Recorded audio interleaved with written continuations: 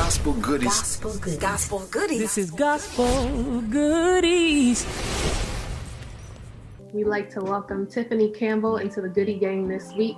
Tiffany is the writer and star of Toxic, a short film about toxic relationships that is currently available for your viewing on YouTube. Tiffany, how are you today, lady? I am good. I'm feeling really good. How are you guys? Good. All is well. You did a great job. Well, first, how are you holding up and all this madness happening this year? Girl, it's been crazy. I mean, the year kicked off with a bang, just with losing Kobe and Gianna, and then COVID. Like, COVID seems so distant to us. Like, we were hearing about it in China, and we're like, there is no way something in China is going to really get over here. And, just even hearing that China was shut down for a little bit, like, that was just crazy to even think about. So that happened when the pandemic broke out our way. I was actually in Costa Rica. So we had left, like, everybody was all like super nervous about us leaving, wondering if we were going to be able to get back, and everything just started closing. Like, each day we were there. So I got a little nervous, just hoping that they wouldn't close the borders so that we could, get back. But we were able to get back. And then as soon as we got back, our jobs were like, working from home now. So ever since all that's happened, like, I've just been trying to just stay afloat. I started a new job when everything happened. So I had to really learn a very new and hard position from home by myself. And that was probably like the most stressful. But outside of that, it's really been really helpful for just me being creative, me having the time to actually do the things that I want to do and that God created me to do, and just really recentering my focus. So I've been maintaining okay. It has its days for sure, but I've been surviving.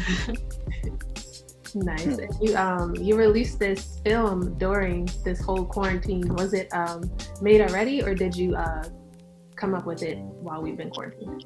So we filmed Toxic in November of last year. And so the original plan was to release it in December.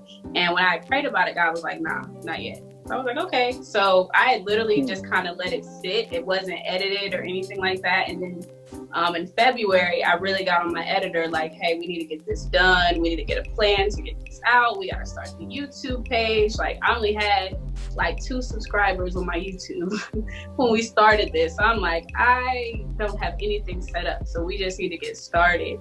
And so we started the editing in February, and like, nobody knows, but we finished it at like 4 a.m. the day that we released it. People, they'll just have to turn it up and turn it down in certain areas, but they'll be fine. We're putting it out. I'm not stressing over this anymore. So well, you guys did a great job. I think it was well needed. I really want to dig in. I want to know, like, really what's the backline, like what made you create this? I'm gonna call it the masterpiece. Oh, it was beautiful. You are making me blush, Lamont. Gosh. No, I'm serious. Listen, it's interesting. Aaliyah tell you, one of my loves is relationships. Mm-hmm. And I like to really come from the transparent man. Yeah. Just being honest. So when I watch it, I'm like, wow, a lot of people don't realize that our issues stem from our past. Yeah. A lot of people won't face. I'm not talking about our past as in personal past, but our past is in what we might have seen from parents, aunts, uncles, cousins. Yep. Like, this thing goes a long way, and you don't realize why you act the way you act. So when I watch this, I'm like, I was glued. Like, yo, this is crazy, right in our face. Like, I enjoyed it. I really did. So where'd you get all that from? Where'd it come from? So the idea came to me in August of last year. I was literally at work, and I knew that I wanted to write about toxic relationships. I haven't experienced one myself. All of my friends that I'm close to, they've all been in a toxic relationship, and I really wanted to bring awareness to them, because I feel like now in the days of like social media, there's a lot of toxic problems that are glorified for whatever reason.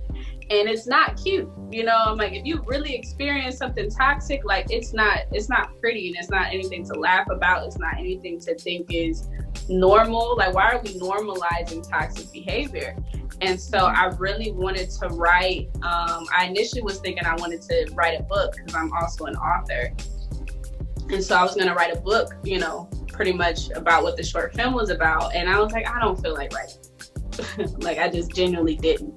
And so, you know, I was like, well, God, if you give me another idea or another way to put this out, then I'll do it. So I'm sitting at my desk, and literally the first shot in the film just came to my head. And I was like, oh, I'm about to write this down. And so I just started just typing out the whole entire script.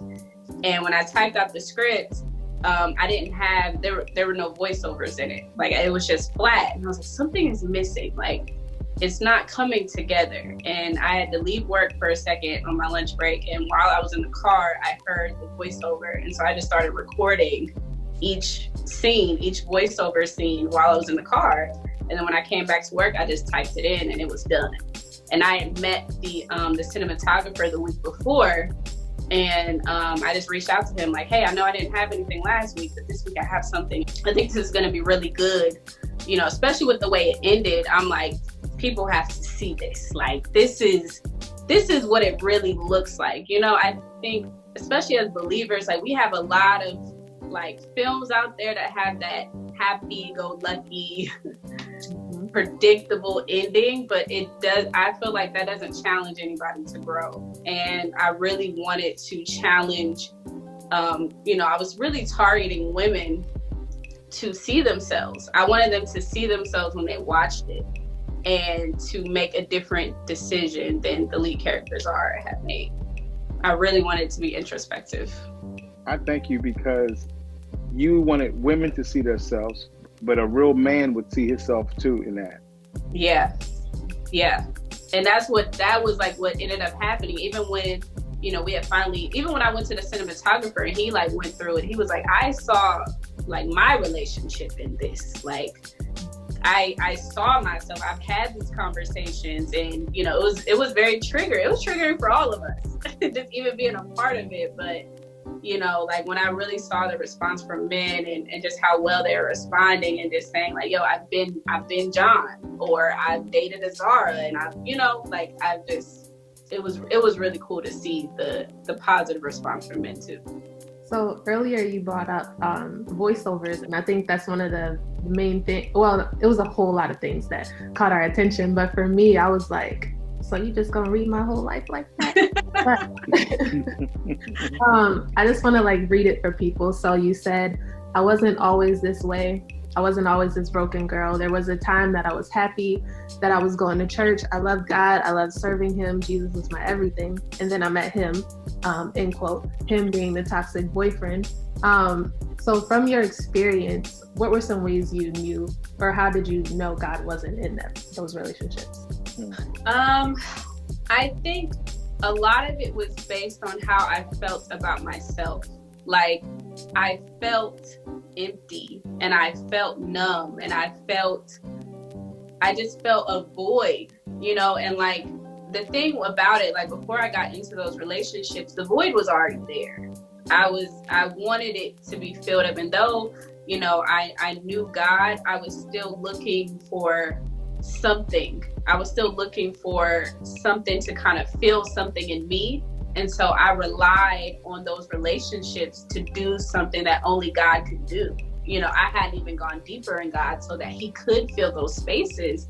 But I went to them to kind of fill that void in me and relied on them to fill a position that they were never meant to fill. And so me even going into it with that mindset and with that brokenness, it was already setting up a story for it to be toxic, you know, on top of their own void and their, you know, like we were just two broken people entering into a relationship brokenly. And so all that was going to happen from that was for the stuff that was already there underneath from childhood, from whatever, was just going to come out and reveal itself, because now, you know, we've entered into a very intimate space and we know how to push each other's buttons, and we know, you know, like we know how to push that to bring out the worst in each other.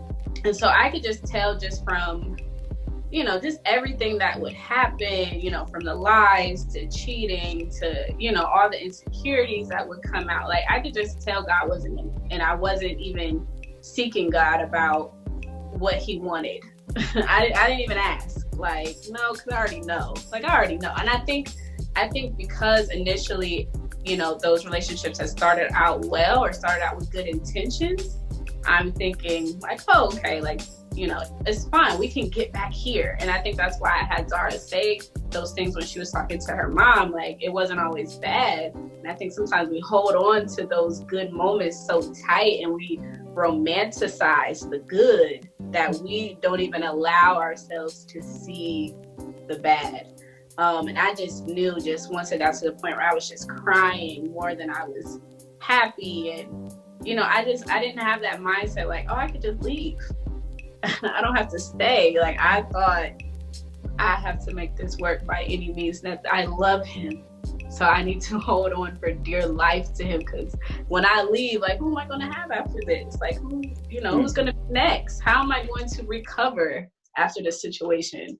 So, yeah, all those factors together, it wasn't fruitful. There was no fruit from our relationship. How important is it, or how important do you feel it is that a couple worship together? It's so important. Like, once I've been in somewhere we didn't anymore, and so like God has to, like, when he binds together, he will not let tear apart. You know what I'm saying? Like, it's gonna have its challenges. It's gonna have things that hit the relationship, absolutely. But with God, I feel like it's possible to overcome those hard times in the best way and in the most healthy way.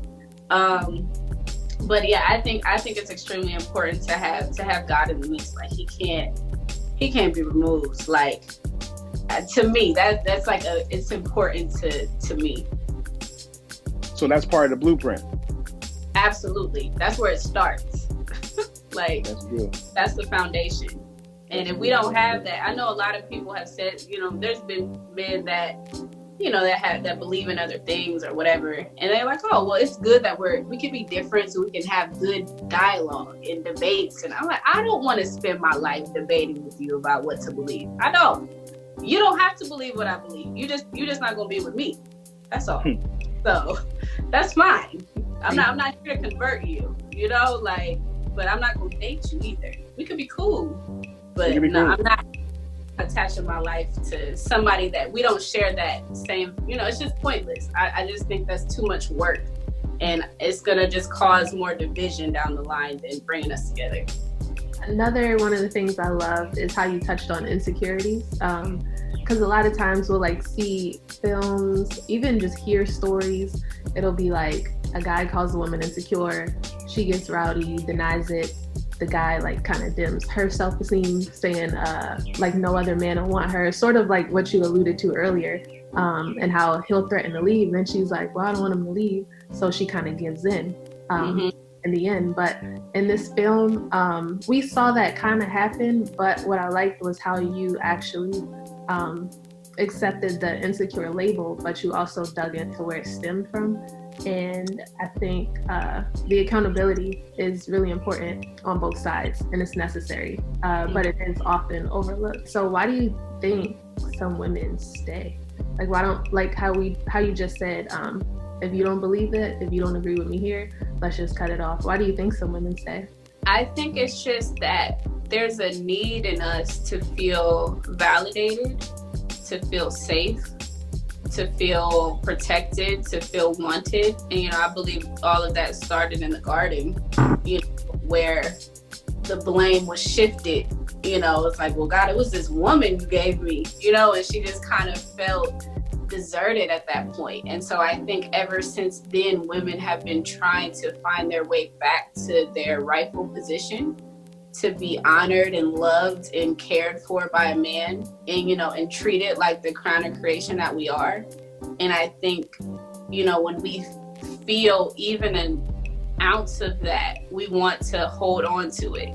We don't want to let go. Like, well, this is the most that I felt, that I felt wanted. Like, this man needs me.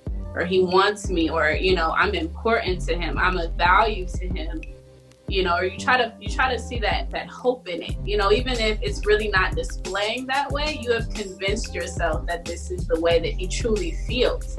Like, even in the movie, all it took was for John to finally, like, show some compassion to her, for her to have all that she needed to stay. He finally said, like, I love you, I'm in this with you. And she didn't feel as alone as she felt, you know, throughout the course of the film.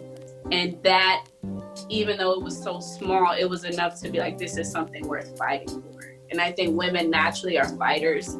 I think we want, you know, we're not easy to give up based on, like, statistics and, you know, just mathematically, like, there's more women than men. So when you finally get one, like, you're not trying to let go, because you don't know when you're going to come across somebody that's going to show you that much attention again. You know, it's hard to say, like, and I think just out of comfort and fear, I think fear is a huge driving point, not knowing what it's going to be like when that's over.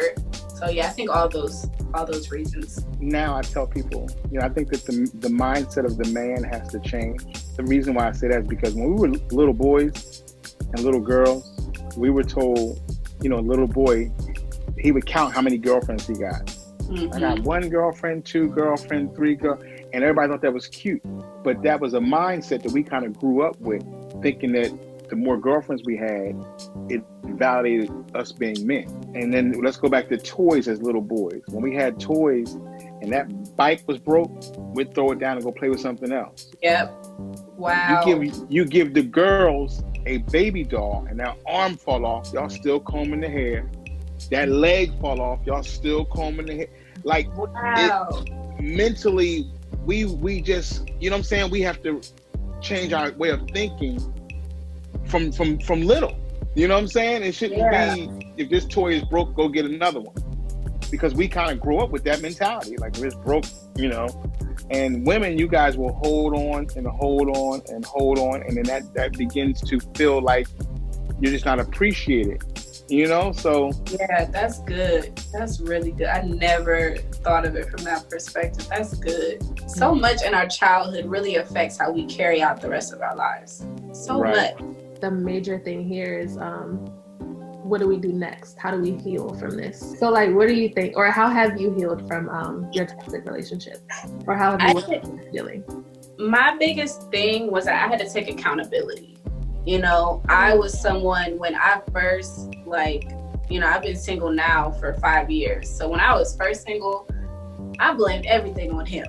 It was all his fault, period. Like, we are at where we at because of you, sir, and your decisions. But I never once took accountability for the part that I played. And I think that's why in Toxic itself, I really wanted to show how both of them were toxic. Like, if you really look at it, you know, like, you would see John, each scene he came into it with a pretty good attitude. And then Zara would find any reason to just kind of blow it up. Like, no, we're not having a good day. I'm ruining your whole good mood here because it's not good, you know? So I really wanted to show both sides. And then also you hear John's side of it, like, well, I don't feel seen, basically, you know, in a nutshell, what you're trying to say. I don't feel seen by you. I feel like you just want to pick me apart and you just want to argue. And so I really had to get to a place where, like, I took accountability for how I went into the relationship, how I added to it, you know, my areas that could have started, like, our downfall, like, just how I contributed to the situation. And the mindsets that I had that were toxic, like, okay, well, I don't easily trust people. I got, you know, commitment issues. I'm super insecure, but I was super insecure before I started dating you. You know, like, just all these things that were wrong with me, I had to actually take account for and admit and say, hey, it wasn't just all your fault. It was my fault too. You know, by doing that, you know, talking to people that I know and that I love, going to therapy, really getting super active and involved in my church, allowing them to pray for me and walk me through, you know, deliverance and healing and, it was a lot of different things that I had to do to get to a really good place now where, like, even when I have those memories, like those traumatic memories, like, I'm not affected by it. I can talk about it easily. I'm not hurting. I'm not angry anymore. But that took time. And I think people who have definitely left a toxic situation, they have to give themselves time to fully heal. I was someone, I did not do that. Like, I was trying to jump into the next relationship. I just wanted to find somebody better than him. And I thought I'm winning, or I got really busy. That's when I started putting out my books. I'm like, I just need to look like I'm winning right now because I was losing for so long. And I didn't even see that I won by just walking away and just putting energy into myself, but I needed to prove it. Like, no, I need to prove that I am happier without you. Whole time I'm just hurting, angry, bitter, upset, like can't say anything good about the man to save my life. You know what I'm saying? Like, it was just I was just moving in a very toxic, broken way because that's all I knew for a while. So really just taking accountability, talking to people, getting active in my church and therapy. Those are all the ways that helped me through my healing process. This is what when I talk to you and I'm like, this is what I want to talk about. This is what people need help in. Like, honestly, being in a toxic relationship will help you appreciate a real relationship. It will. As a man, I'm coming to you letting you know that there was some wrong I may have done growing up as a young teenage boy to a young in my 20s, not really knowing how to love and treat people right. But when I hit a brick wall and the tables was turned, that I had gave my whole heart and I was treated badly in a toxic relationship, is when I can turn around and be like, whoa. Whoa. Going through a toxic relationship can make you appreciate a good one. That's all you know what I'm saying? It really will, especially if you leave it with once you do get to that place of healing and you can look at it like, wow, I learned so much. And I think the most beautiful thing about toxic in itself and why, every time the view count went up, I would just get emotional because I'm like, wow, God, like the very situation that I thought was going to destroy me, the place I thought I was going to die, the place that I thought it was over, like you took your hand off of me, is the same thing that birthed your purpose and your plan and your will for my life. And it's the same tool that is helping to heal other people.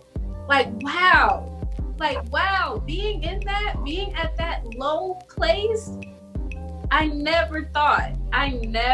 just thought I was gonna die there. Like, this is it.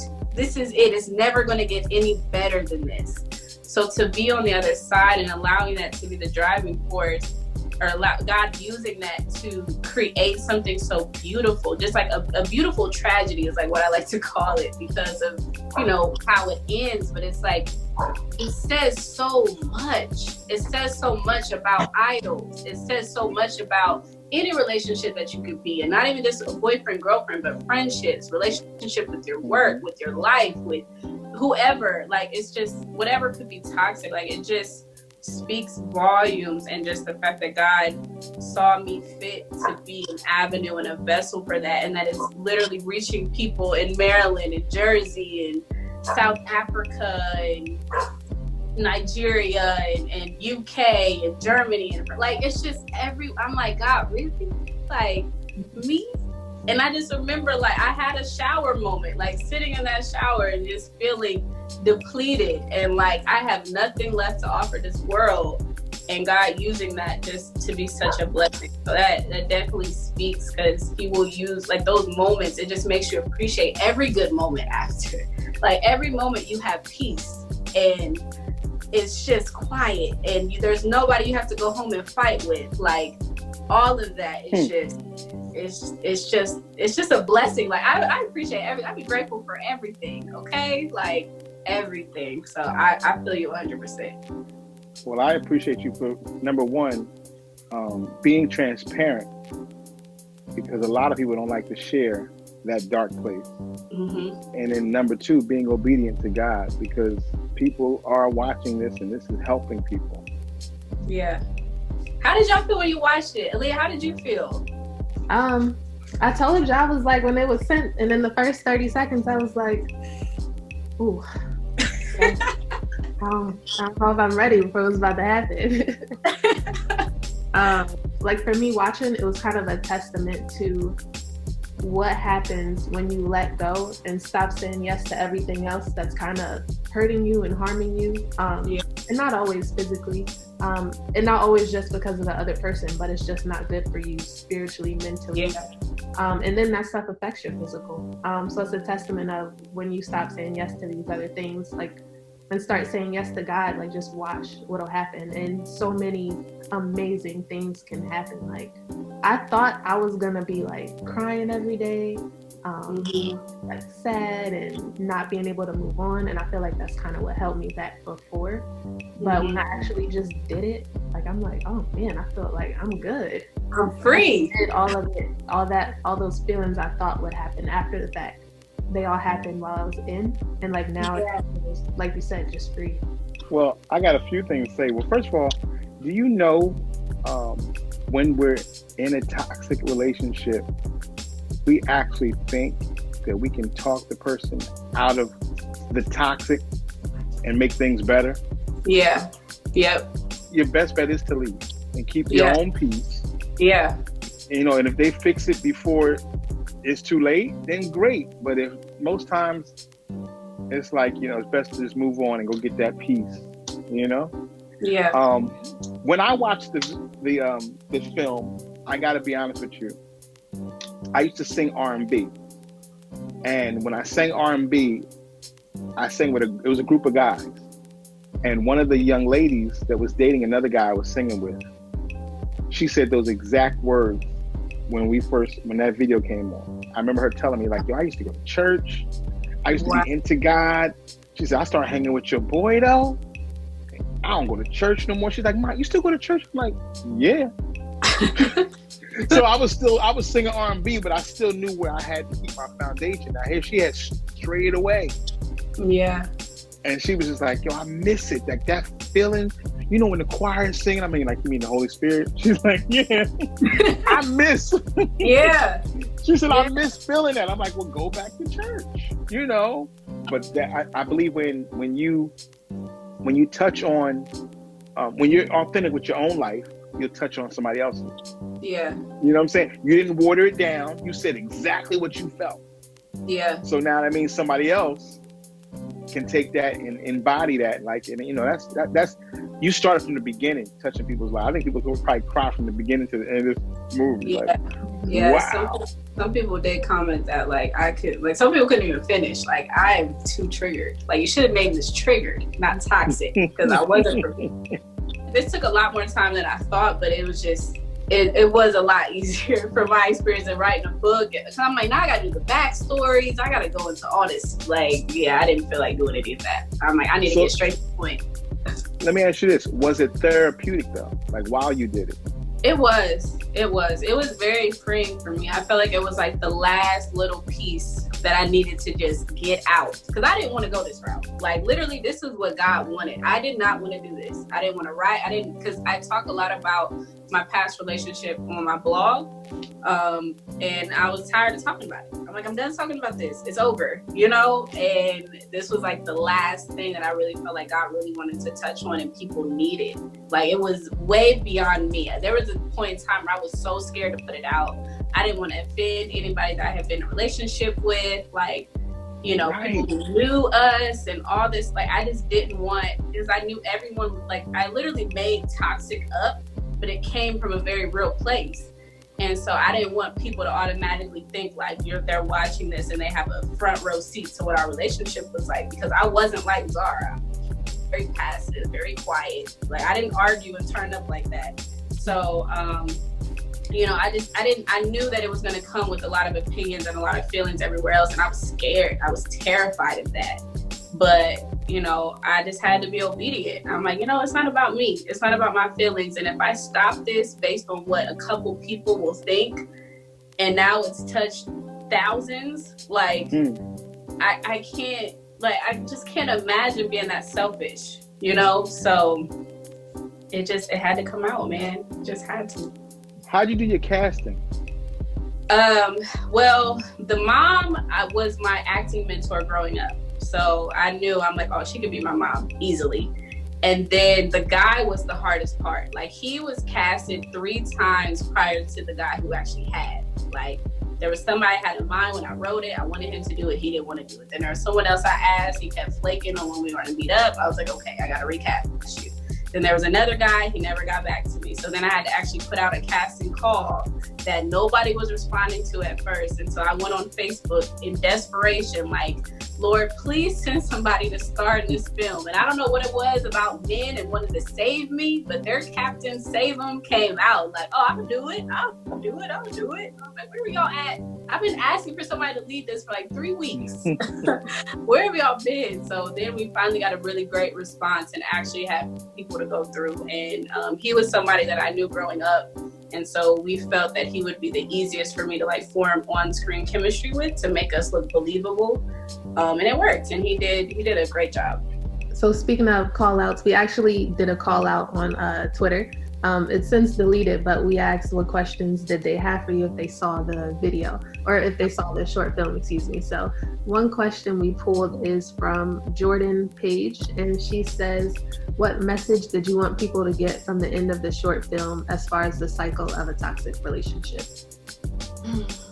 The biggest thing, like I mentioned earlier, I really wanted people to see themselves. Like, I wanted them to see the end and I wanted them to get mad. That's what I wanted. I wanted them to be upset that she made the decision that she made. And I wanted them to see the reality of it. Like, this is what it really looks like. You know, you don't get your first coming to Jesus moment and be like, all right, I'm done. Like, no, that's not real life. I know I wasn't. It took quite a few times to get the courage to actually leave. And so I wanted people to really reflect and be like, well, am I Zara? Am I John? Is this healthy for me? I'm watching her and this does not look healthy for her. She's broken, she's hurting, and she's choosing to stay. Like, that doesn't make sense to me. And so I really wanted it to be definitely a self-reflecting piece. I know a few people were so upset that they didn't get the ending that they wanted, but I just didn't think that was realistic. I'm like, no, that's just not real. Like, it would be nice, it would be refreshing, and even if she did leave, 2 days later she would be back. Like, that wasn't gonna change anything. She really had to make up in her mind and in her heart that she wanted to be done. No one can make that decision for her. And I think that was the biggest thing that I wanted people to see. Like, no one can make that decision for you. This isn't healthy for you. You shouldn't desire this. But I also wanted them to understand her mindset, that she knows this. She's very much aware, but she just hadn't reached that strong point of really being like, I'm done, because of fear, because of, like you were talking about earlier, Leah, like thinking what it's going to look like when it's over. Like, I'm going to be so hurt and I'm going to be so sad and I'm going to be this for a very long time. And I don't know when that's going to stop until you leave and you're like, oh, like, I don't have to call them today. I don't have to tell them what I'm doing. I don't have to fight with somebody about what they're doing. Like, you realize, like, wow, that's all I had to do was leave. That was it, you know? But we're so scared of the unknown that we stay in these very harmful situations. So, that was really the message that I really wanted people to see. I think that about does it for this talk. Thank you so much for joining us. Thanks for having me. I really enjoyed talking to you guys. Like, this was really great. I love this. Awesome. Before we close out officially, can you one more time tell people how to follow you and how to look at the short film Toxic? Yes. So you can follow me on Instagram or Twitter. Instagram, it's simply.creative. That's CREATIFF. Twitter is simply creative, no dot. So you can follow me on there. And then my YouTube page is Creative Productions. So Toxic is on there. You can watch it for absolutely free. Subscribe while you're there. Help the girls out. We're trying to get our subscribers up. And just look out for more coming from us. We got some things in the works. So just look out for that. I can't wait to see the next one. This is good. It was great. That's great. You're a gift. Continue to use your gift.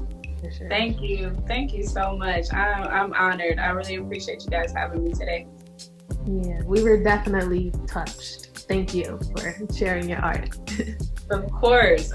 Yeah, people out there, share your art. Do not hoard it. Share it with the world. You never know what can happen.